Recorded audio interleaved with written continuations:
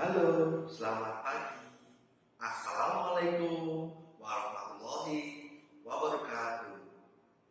Perkenalkan, saya Henry Trias Hugo Jatmiko, dosen Prodi Pendidikan Bahasa Indonesia STKIP Atikma, Surabaya. Spesialisasi saya dalam mengajar yaitu di bidang sastra, yakni salah satunya adalah kritik sastra. Pada kesempatan kali ini, saya akan menjelaskan tentang teknik pengajaran saya dengan menggunakan metode DIA atau disingkat Delivery, Interaction, and Assessment.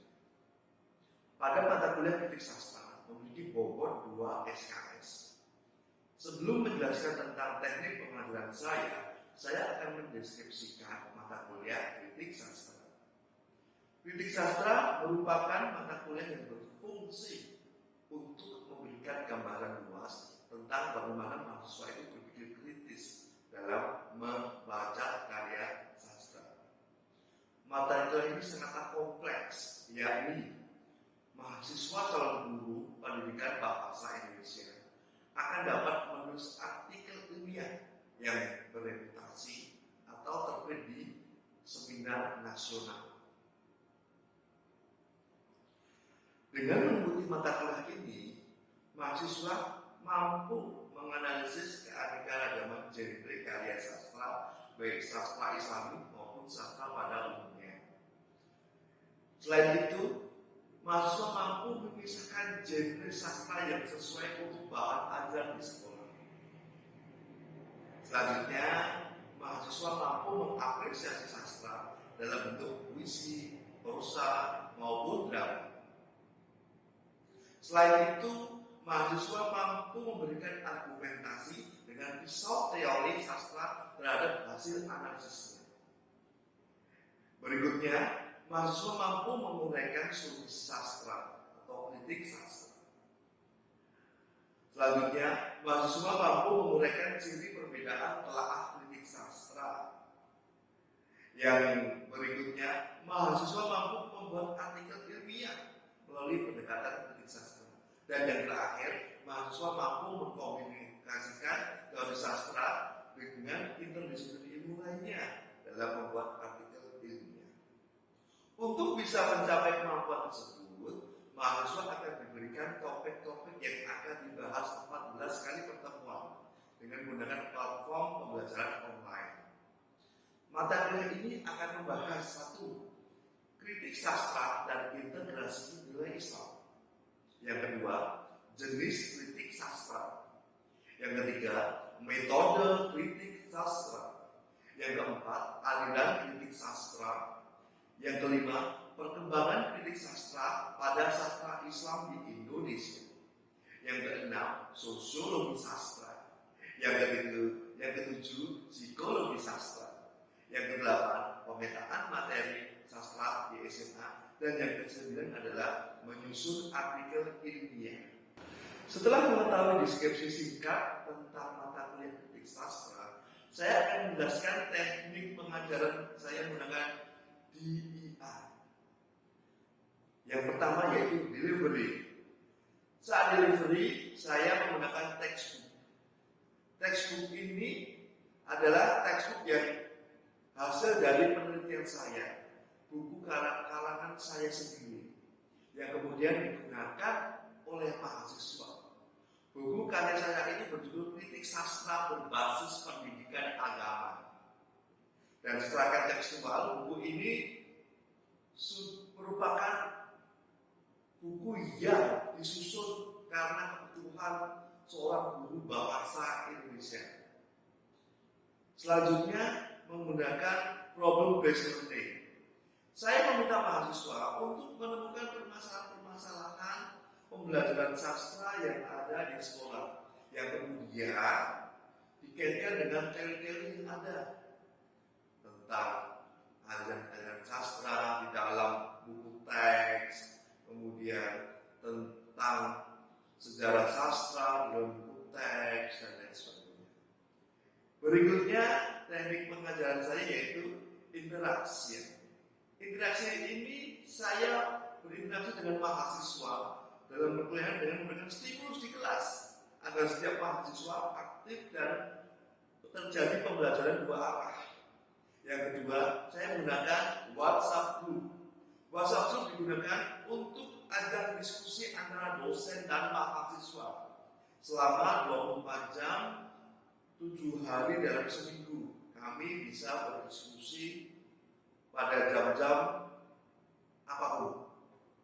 Yang berikutnya itu psikologi. Saya menggunakan platform psikologi untuk melihat proyek dari mahasiswa, untuk mengomentari hasil karya mahasiswa. Yang terakhir adalah assessment. Pada awal perkuliahan, saya dengan mahasiswa membuat kontrak perkuliahan yang salah satunya memberikan informasi sistem penilaian saya. Dari itu, mahasiswa dapat membuat strategi bersama saya agar mendapatkan nilai baik. Berikut skema penilaiannya. Selanjutnya, saya akan memberikan cuplikan penilaian saya menggunakan Google Meet. Nah, nih. Ya, silakan. Oke, dicampur. Sekarang ditulis sepemahaman kalian apa itu sosiologi sastra. Ya. Oke. Jadi nanti Ustadz tinggal menjelaskan dan menambahkan ya, berkenaan dengan konsep ini ya, karena ini nanti akan digunakan sebagai pisau bedah untuk membuat artikel ilmiah. Oke. Roman mengatakan sosiologi sastra adalah bidang studi sosiologi dengan pendekatan sastra. Oke, baik. Apa ini? Hobi. Sosiologi sastra adalah salah satu pendekatan dalam kajian sastra yang memahami dan menilai karya sastra dengan pertimbangan nilai-nilai sosial atau kemasyarakatan. Mantap ini. Baik, terima kasih teman-teman. Oke, sudah memberikan pengertian ya. 1, 2, 3, 4, 5, 6 ya. Oke.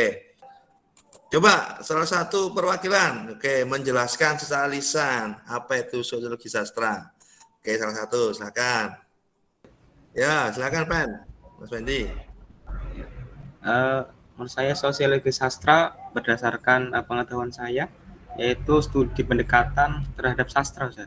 Kemudian yang mempertimbangkan nilai-nilai atau segi-segi dari di masyarakat seperti itu, Ustaz. Oke. Berarti melihat masyarakat ya, sastra yang tinjau dari kemasyarakatan gitu ya.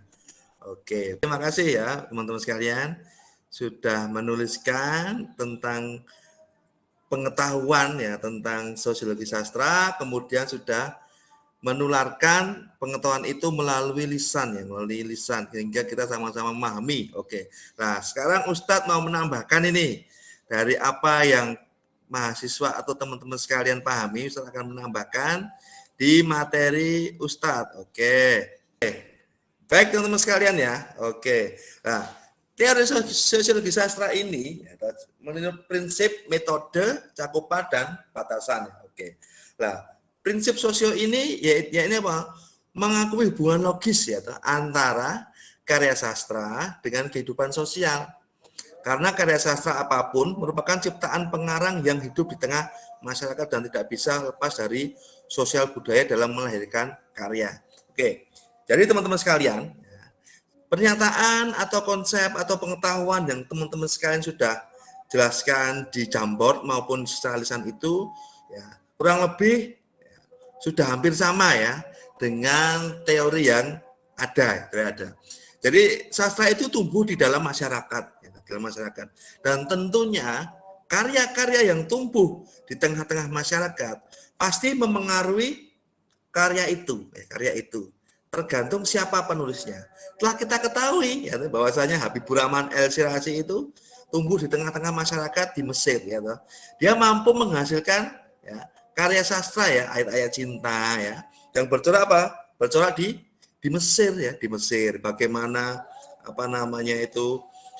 piramida, bagaimana keindahan Mesir, ya, bagaimana keindahan sungai, ya, yang di sana sungai itu merupakan sungai di mana Nabi Musa itu dihanyutkan, ya, dan sebagainya. Jadi Habibur Rahman itu sudah bisa melihat secara kompleks ya, segi sosial yang ada di sana. Jadi tercermin ya bahwasanya apa? ayat-ayat cinta itu bisa dilihat dari segi sosiologi. Nah, seperti itu. Lah, kaitannya dengan cakupan sosiologi sastra ini, yaitu apa? Yang mendekati karya sastra dalam konteks realitas sosial dan menelaah hubungan kausal antara dunia rekaat dan dunia karya sastra dengan realitas sosial pada zaman tertentu ya. Nah, jadi ketika sastra itu dibagi menjadi beberapa periode ini juga memengaruhi ya toh. Nah, pembagian periode itu dijelaskan dalam apa? Dalam sejarah sastra. Nah, dalam sosiologi ini juga berbeda-beda ya.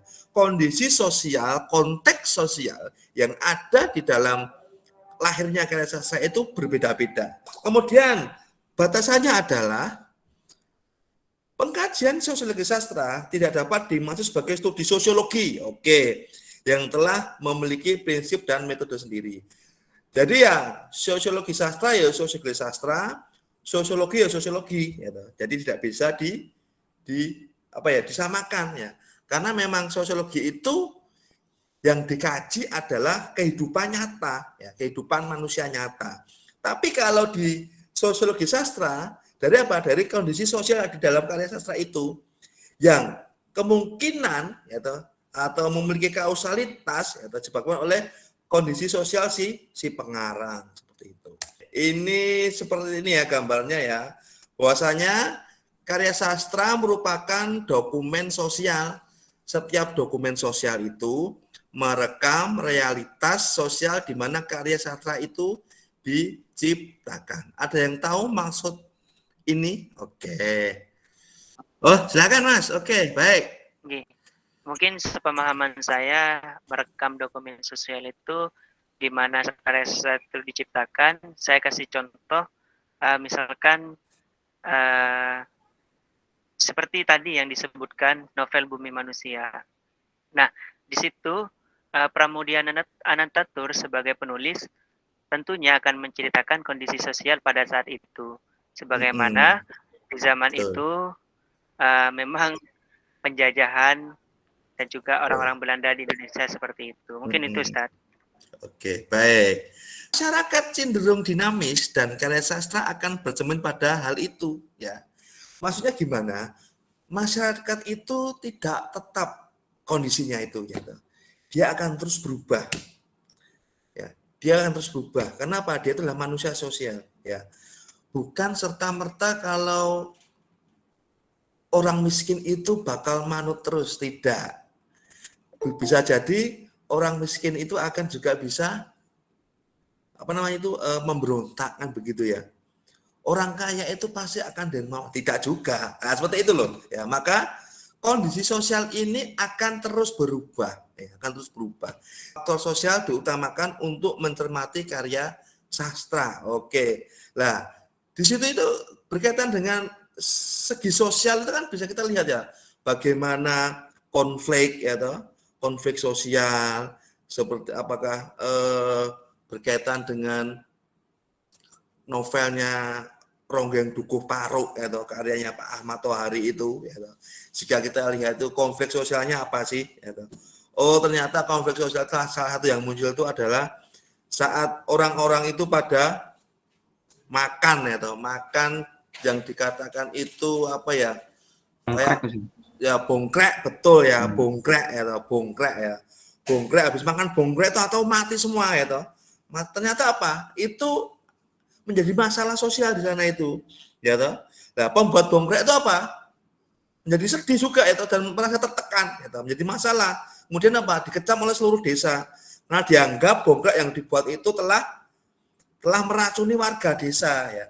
Dan akhirnya apa? Ya itu juga mati pembuat bongkrek itu, yaitu siapa? Ayahnya Srintil. Jika teman-teman sekalian pernah membaca novel Ronggeng Dukuh Paruk ya. Baiklah. Selanjutnya, sosiologi sastra jelas ilmu tentang interdisiplin teman-teman sekalian. Bukan dari satu disiplin, tapi interdisiplin yang memperhatikan ihwal, fakta estetis, dan fakta kemanusiaan. Oke. Sastra sebagai fakta estetis akan mengungkap seluk-beluk hidup manusia. Hidup manusia itu sendiri dikemas dalam konteks fiksi. Oke. Nah, Maka dari itu, jika kita meninjau satu karya sastra, ya, dari sosiologi sastra, itu akan menarik teman-teman sekalian. Dan kita bisa banyak belajar. Ya, kemudian terakhir, tugas sosiologi sastra adalah menghubungkan pengalaman tokoh-tokoh khayal dan situasi ciptaan pengarang itu dengan keadaan sejarah yang nampak asal usulnya. Oke.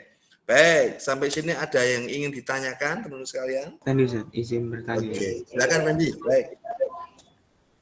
Tadi pernah dijelaskan sama Ustadz, jadi kondisi di masyarakat itu selalu berkembang atau dinamis. Betul. Dan karya sastra akan berjalan pada hal tersebut. Artinya yang Fendi tanyakan, apakah karya sastra yang sudah istilahnya pada zaman itu sudah termakan zaman, apakah itu bisa disebut masih ilmiah gitu ketika dijadikan penelitian itu. Oke. Baik. Kadar keilmiahan itu ditinjau dari fakta-fakta yang muncul ya, dan juga sinkron dengan teori-teori yang ada. Oke. Nah, fakta-fakta yang muncul itu kemudian diakumulasi menjadi satu artikel yang menarik ya, jika mau dikaji melalui artikel atau menjadi disertasi, tesis maupun skripsi yang menarik ya. Oke. Lah, berkaitan dengan karya sastra yang lahir dari konteks jejak zaman, masa lampau, masa kini dan masa akan datang, ditinjau dari segi sosiologi sastra, maka apa? Akan muncul titik temu di mana jika teori itu sudah ada, misal begini, ada teori tentang delikuensi. Teori tentang delikuensi itu apa? Tentang kenakalan remaja. Oke. Lah, teori delikuensi ini juga muncul ya toh, di dalam apa? Di dalam ceritanya siapa? Minke dan Annelies ya toh. Nakal mereka itu ya toh. Nakal. Apa yang kok bisa dianggap nakal ya toh? Ya. Karena apa? Ternyata mereka apa? Mereka sudah apa? Sudah main gitu-gituan ya toh, main gitu-gituan. Dalam artian apa? Itu sudah apa? Di luar apa?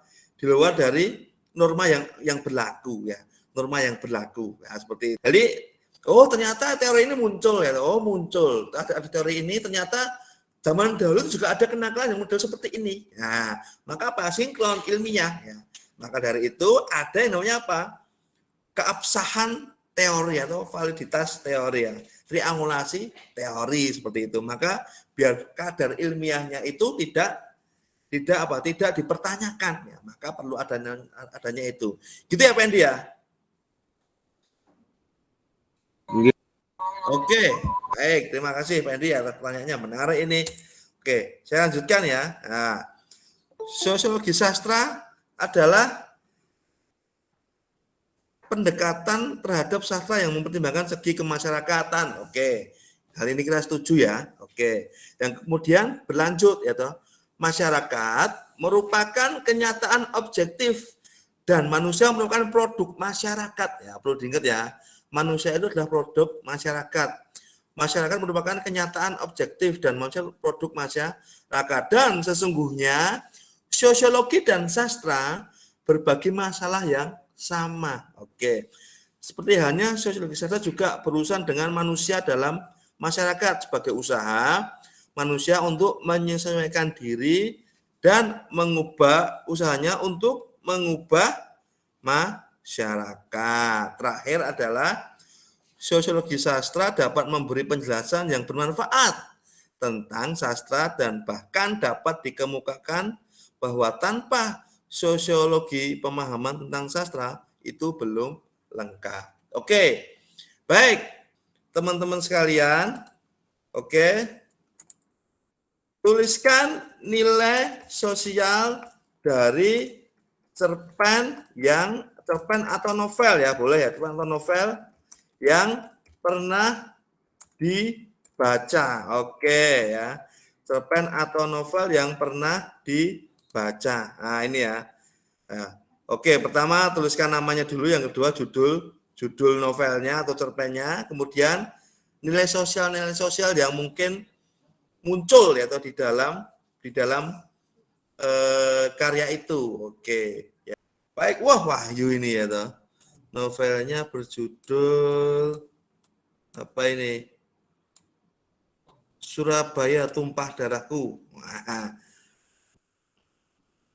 perjuangan antara golongan muda yang ingin berjuang mengusir Jepang. Wah, mantap ini.